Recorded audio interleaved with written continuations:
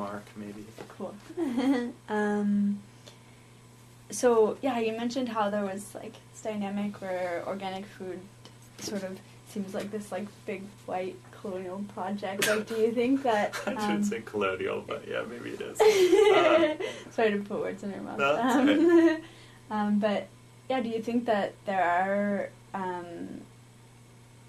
like, class and race issues and stuff tied up in food security, and how some folks might define food sovereignty and how others, you know, how people engage with that idea?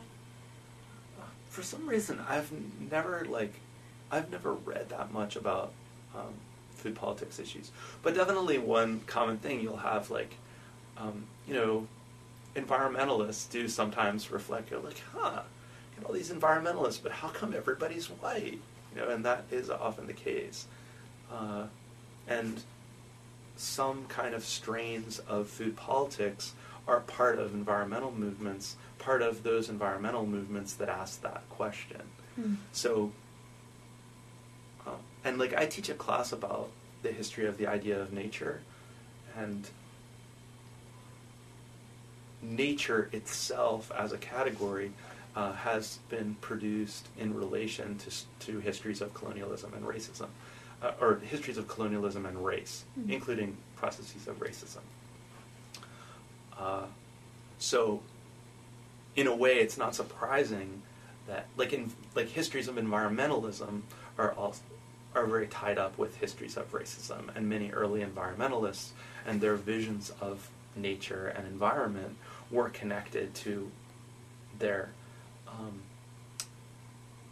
hopes for like a racially pure white nation, and all this kind of really messy racist colonial stuff. And so I think those ideas about nature have gotten kind of woven into food politics. Maybe not always with people realizing, and maybe that's part of the reason. But I mean, there's all kinds of struggles for resources that include food, that include people of color.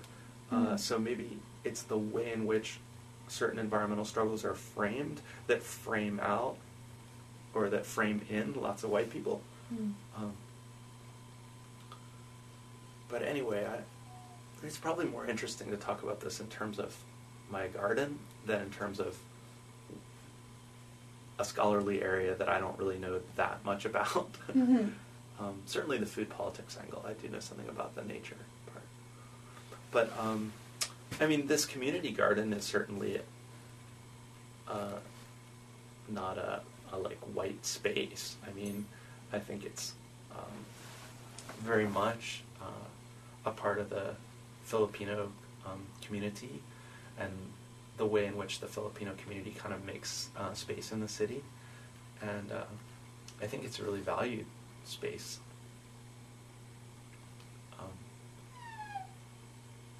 Yeah. And a really vibrant one.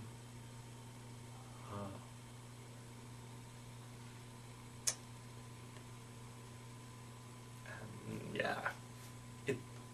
I mean, maybe not coincidentally, it's not like a garden that like is constantly proclaiming its organicness and its pureness. Although I think there is a rule buried in like the 4-page rule book or rule pamphlet that says like no chemicals. But. And Miracle-Gro is chemicals, huh? It's like, I think so. I don't really know what it's constituted. I don't know if Miracle-Gro is just like concentrated, what is it, potassium, nitrogen, phosphorus. It might be just like chemical fertilizer. I'm not sure precisely what it is. Yeah, I guess that's probably what it is.